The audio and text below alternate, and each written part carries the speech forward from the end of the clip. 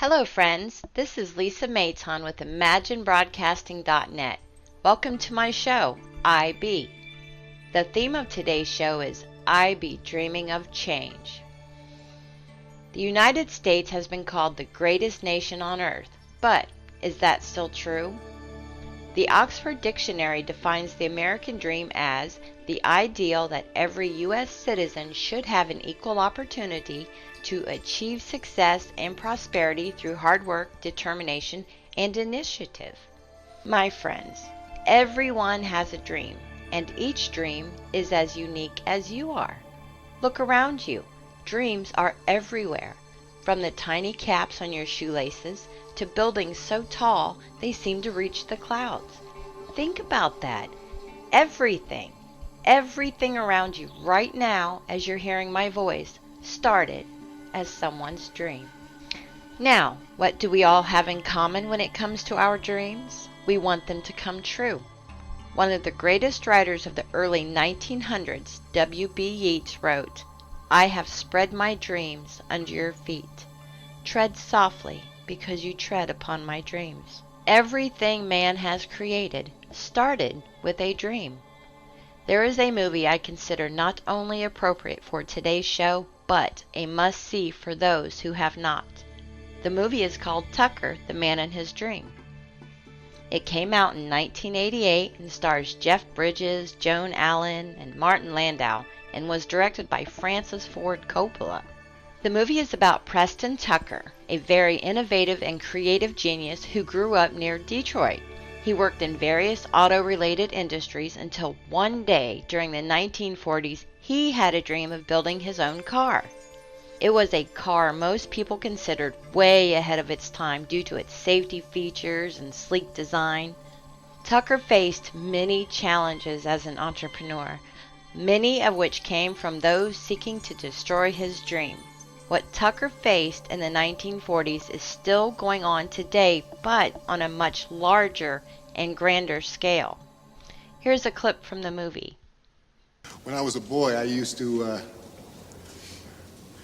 read all about Edison and the Wright brothers, Mr. Ford. They were my heroes. Rags to Riches, that's not just the name of a book. That's what this country was all about. We invented the free enterprise system, where anybody, no matter who he was, where he came from, what class he belonged to, if he came up with a better idea about anything, there's no limit to how far he could go. I grew up a generation too late, I guess, because now the way the system works, the loner, the dreamer, the crackpot who comes up with some crazy idea that everybody laughs at, that later turns out to revolutionize the world, he's squashed from above before he even gets his head out of the water, because the bureaucrats, they'd rather kill a new idea than let it rock the boat. If Benjamin Franklin were alive today, he'd be thrown in jail for sailing a kite without a license.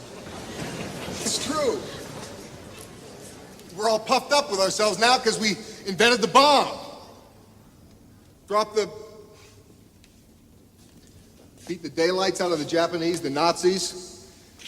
But if big business closes the door on the little guy with a new idea, we're not only closing the door on progress, but we're sabotaging everything that we fought for. Everything that the country stands for. And one day we're going to find ourselves at the bottom of the heap instead of king of the hill, having no idea how we got there, buying our radios and our cars from our former enemies.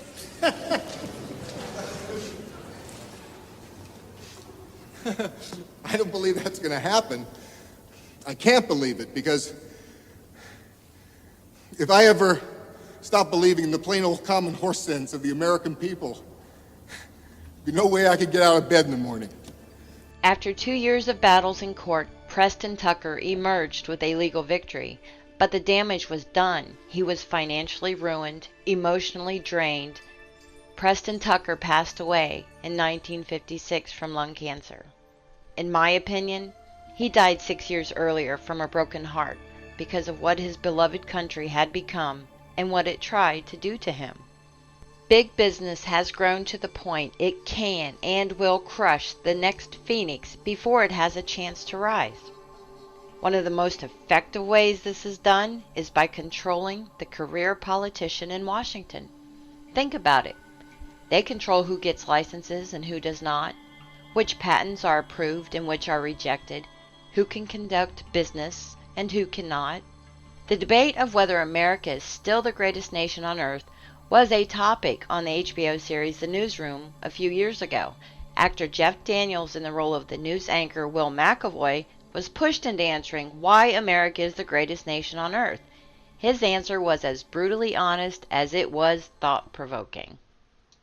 Can you say why America is the greatest country in the world? Diversity and opportunity. Lewis? Freedom and freedom. So let's keep it that way. Well, why is America not the greatest country in the world, Professor? That's my answer. You're saying... Yes. Let's talk about... Fine. Sharon, the NEA is a loser. Yeah, it accounts for a penny out of our paycheck, but he gets to hit you with it anytime he wants. It doesn't cost money. It costs votes. It costs airtime and column inches. You know why people don't like liberals? Because they lose.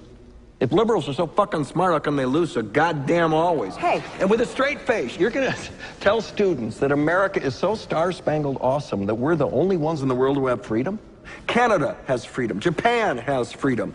The UK, France, Italy, Germany, Spain, Australia, Belgium has freedom. So 207 sovereign states in the world, like 180 of them have freedom. All right. And yeah, you, sorority girl. Just in case you accidentally wander into a voting booth one day, There's some things you should know, and one of them is there is absolutely no evidence to support the statement that we're the greatest country in the world. We're 7th in literacy, 27th in math, 22nd in science, 49th in life expectancy, 178th in infant mortality, 3rd in median household income, number 4 in labor force, and number 4 in exports. We lead the world in only 3 categories: number of incarcerated citizens per capita, number of adults who believe angels are real, and defense spending, where we spend more than the next 26 countries combined, 25 of whom are allies. Now, none of this is the fault of a 20-year-old college student, but you nonetheless are, without a doubt, a member of the worst generation ever. So when you ask what makes us the greatest country in the world, I don't know what the fuck you're talking about.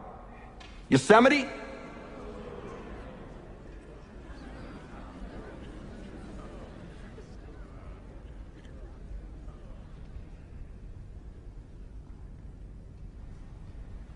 sure used to be. We stood up for what was right. We fought for moral reasons. We passed laws, struck down laws for moral reasons. We waged wars on poverty, not poor people. We sacrificed. We cared about our neighbors. We put our money where our mouths were, and we never beat our chest. We built great big things, made ungodly technological advances, explored the universe, cured diseases, and we cultivated the world's greatest artists and the world's greatest economy. We reached for the stars,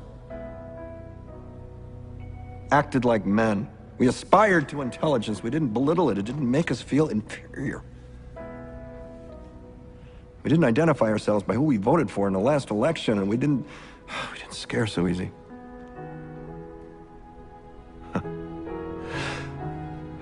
We were able to be all these things and do all these things because we were informed by great men, men who were revered. First step in solving any problem is recognizing there is one. America is not the greatest country in the world anymore. According to the 2014 census, there are almost 319 million people in the United States. Including the U.S. President, there are 536 people who are elected to represent those millions of people. But who do they represent? That's the real question, isn't it? National estimates put the number of lobbyists that represent big business and other special interests at as many as 15,000. Friends, that's almost 28 lobbyists per elected official in Washington. The amount of money spent by the lobbyist is estimated to be as high as $12.5 million per representative every year. Is there any wonder that laws passed today by our elected officials have little to do with we, the people, and everything to do with we, the big business? There is a war that goes on every day in the United States. No guns are fired, no troops deployed, and tanks do not roll down our streets, but there are indeed casualties in this war every time ink is put to paper, and with it, our freedoms continue to diminish. I'm certain you yourself either remember school or is currently attending one. Have you ever wondered what our country wants our educational system to actually accomplish? Is it to truly cultivate critical thinking, inspire to greatness and prepare you to reach for the stars? Or has it been determined by those in power who want to keep that power for themselves that the best way to create the workforce of tomorrow is to indoctrinate? Just think of what the educational system of today continues to remove on a daily basis, all under the guise of budget cuts. No more music, art, drama, sports, or anything else that would inspire creativity, passion, or the ability to set oneself apart from the herd. The educational system of today is a means to create singular thinking, non-distinguishable drones to do their bidding without question. I believe one of the biggest shortcomings in today's school system is the complete removal of competition at every level. You may wonder why removing competition can be so damaging.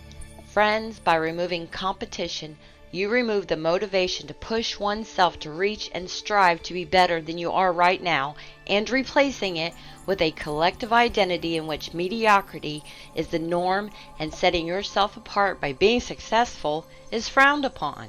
You may remember comedian George Carlin. He entertained millions with a career spanning 5 decades. Carlin had 3 basic themes throughout his career: the English language, observational humor, and social commentary. As time passed and the world changed, so did Carlin's comedy. In his later years, he became more cynical in his monologues on social commentary, and with good reason. Here he is at his best. Not too bright, folks. Not too fucking bright. But if you talk to one of them about this, if you isolate one of them, you sit them down rationally, you talk to them about the low IQs and the dumb behavior and the bad decisions, right away they start talking about education. That's the big answer to everything. Education. They say we need more money for education. We need more books, more teachers, more classrooms, more schools. We need more testing for the kids. You say to them, well, you know, we've tried all of that, and the kids still can't pass the test. They say, oh, don't you worry about that. We're going to lower the passing grades. And that's what they do in a lot of these schools now. They lower the passing grades so more kids can pass. More kids pass, the school looks good, everybody's happy, the IQ of the country slips another 2 or 3 points, and pretty soon all you'll need to get into college is a fucking pencil. Got a pencil? Get the fuck in there, it's physics. Then everyone wonders why 17 other countries graduate more scientists than we do. Education. Politicians know that word. They use it on you. Politicians have traditionally hidden behind 3 things: the flag, the Bible, and children. No child left behind. No child left behind. Oh, really? Well, it wasn't long ago you were talking about giving kids a head start. Head start, left behind. Someone's losing fucking ground here. But there's a reason. There's a reason. There's a reason for this. There's a reason education sucks, and it's the same reason that it will never, ever, ever be fixed. It's never going to get any better. Don't look for it. Be happy with what you got. Because the owners of this country don't want that. I'm talking about the real owners now. The big, the wealthy, the real owners, the big wealthy business interests that control things and make all the important decisions. Forget the politicians. They're irrelevant. The politicians are put there to give you the idea that you have freedom of choice. You don't. You have no choice. You have owners. They own you. They own everything. They own all the important land. They own and control the corporations. They've long since bought and paid for the Senate, the Congress, the state houses, the city halls. They got the judges in their back pockets, and they own all the big media news, all the big media companies. So they control just about all of the news and information you get to hear. They got you by the balls. They spend billions of dollars every year lobbying to get what they want. Well, we know what they want. They want more for themselves and less for everybody else. But I'll tell you what they don't want. They don't want a population of citizens capable of critical thinking. They don't want well-informed, well-educated people capable of critical thinking. They're not interested in that. That doesn't help them. That's against their interest. That's right. You know something? They don't want people who are smart enough to sit around the kitchen table and figure out how badly they're getting fucked by a system that threw them overboard 30 fucking years ago. They don't want that. You know what they want? They want obedient workers. Obedient workers. People who are just smart enough to run the machines and do the paperwork and just dumb enough to passively accept all these increasingly shittier jobs with the lower pay, the longer hours, the reduced benefits, the end of overtime, and the vanishing pension that disappears the minute you go to collect it. And now they're coming for your Social Security money. They want your fucking retirement money. They want it back, so they can give it to their criminal friends on Wall Street. And you know something? They'll get it. They'll get it all from you sooner or later, because they own this fucking place. It's a big club, and you ain't in it. You and I are not in the big club. And by the way, it's the same big club they use to beat you over the head with all day long when they tell you what to believe. All day long, beating you over the head in their media, telling you what to believe, what to think, and what to buy. The table is tilted, folks. The game is rigged. And nobody seems to notice. Nobody seems to care. Good, honest, hard-working people, white collar, blue collar, doesn't matter what color shirt you have on. Good, honest, hard-working people continue. These are people of modest means. Continue to elect these rich cocksuckers who don't give a fuck about them. They don't give a fuck about you. They don't give a fuck about you. They don't care about you at all. At all. At all. Yeah. You know? And nobody seems to notice, nobody seems to care. That's what the owners count on, the fact that Americans will probably remain willfully ignorant of the big red, white, and blue dick that's being jammed up their assholes every day. Because the owners of this country know the truth. It's called the American dream, because you have to be asleep to believe it. George Carlin sadly passed away in June of 2008. Wonder what he would say about the world today. Actually, I do know what he would say. This world sucks. Never take my word or anyone else's word as gospel. There has never been a time in history where information is so readily and easily available if you are just willing to look for it. I urge you to question everything, always. Do your own research, always. Accept nothing at face value. You can no longer sit idly by and accept the mainstream media as honest and factual. Take the time to always seek the truth and form your own opinions based on what you find and not what they tell you. It only takes one person to change the world. Yes, it all starts with just one individual, one person to go against the grain and with it create change. Look at human history. How many times did one person stand up and say, "We can do better"? Who came to mind first for you? The founding fathers, Jesus of Nazareth, Gandhi, Einstein, and who hasn't heard of Dr. Martin Luther King Jr., who proclaimed to everyone for all time, "I have a dream"? These are just a few of the people in history who stood up when they were told to sit down and demanded to be heard when commanded by others to be silent. They made sure their voices and ideas were heard, even with all odds stacked against them.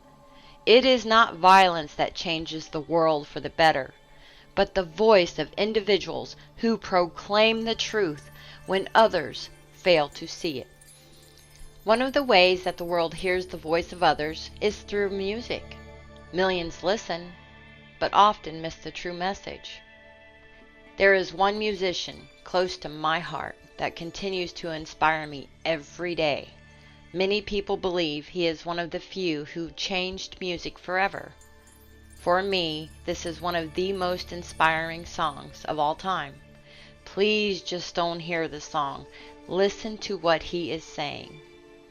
Here is Imagine from John Lennon.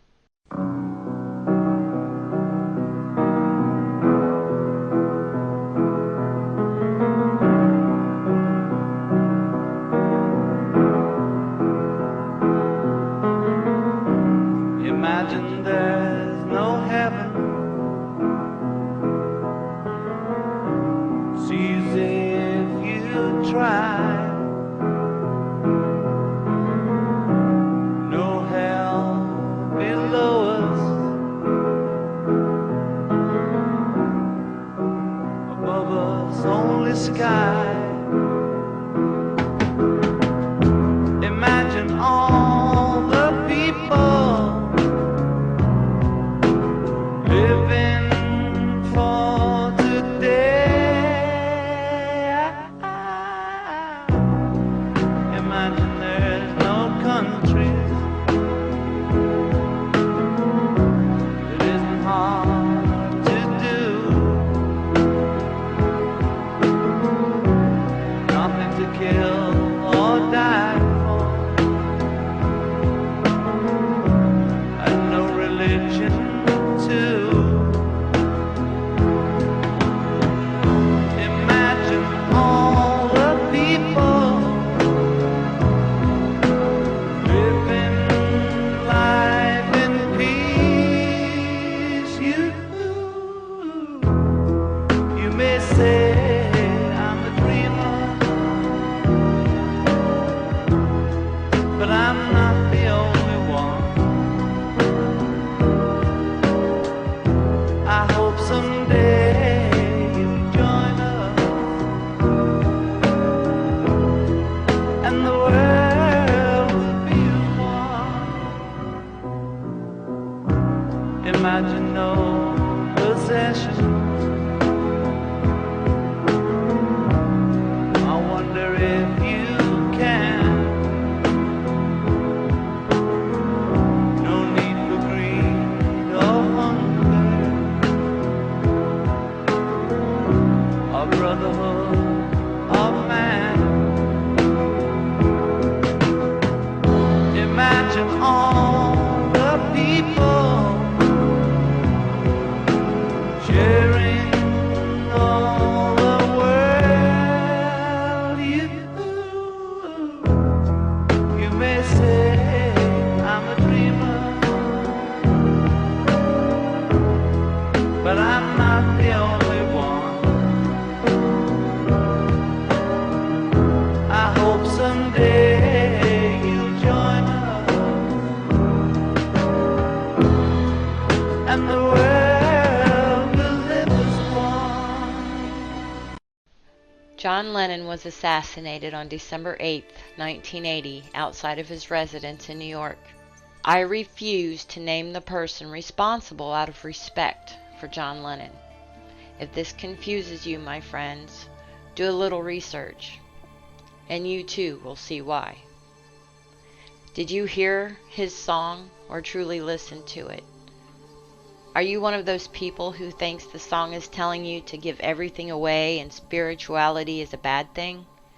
If so, you may have missed the true message of the song.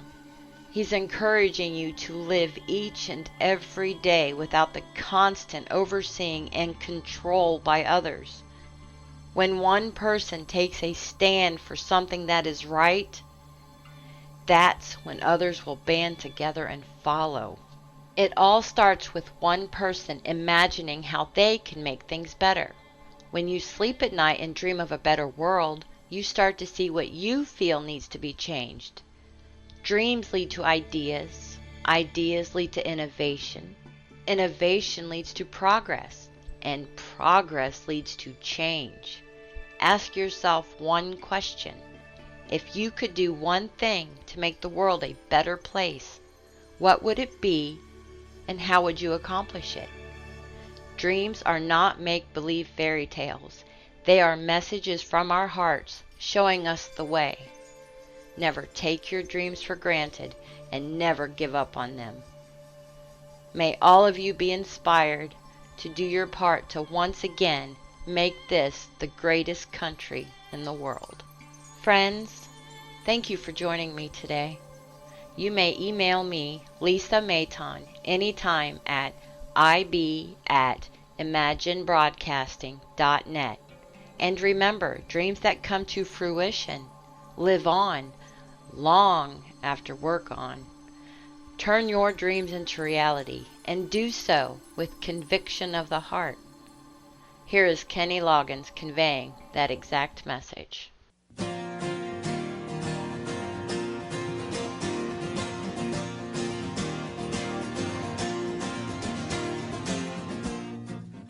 Where are the dreams that we once had? This is the time to bring them back. What were the promises? Caught on the tips of our tongues. Do we forget or forgive? There's a whole other life waiting to live when one day we're brave enough to talk with conviction of the heart.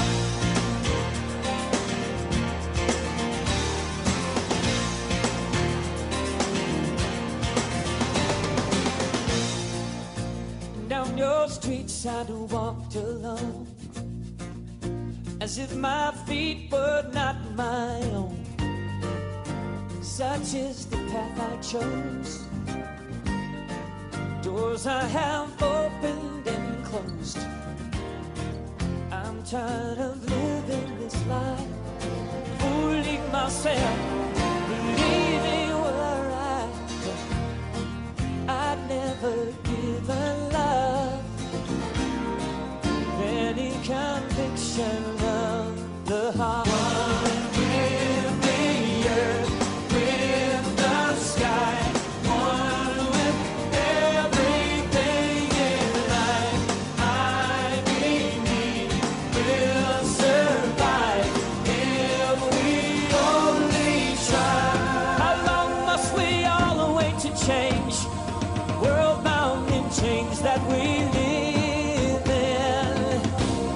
To know what it is to forgive, be forgiven.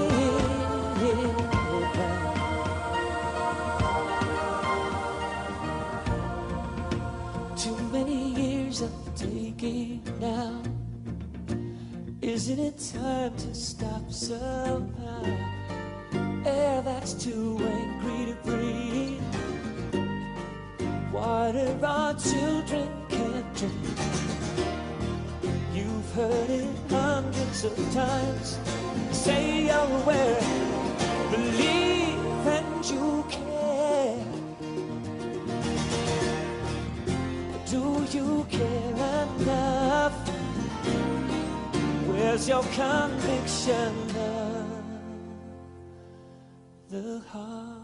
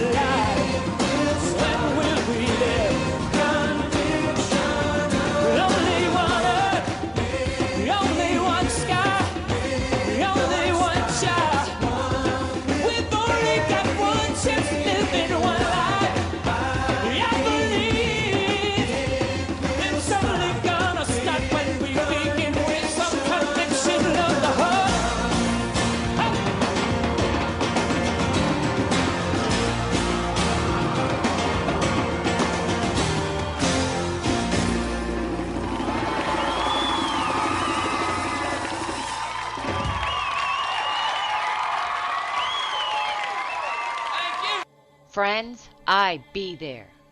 Will you?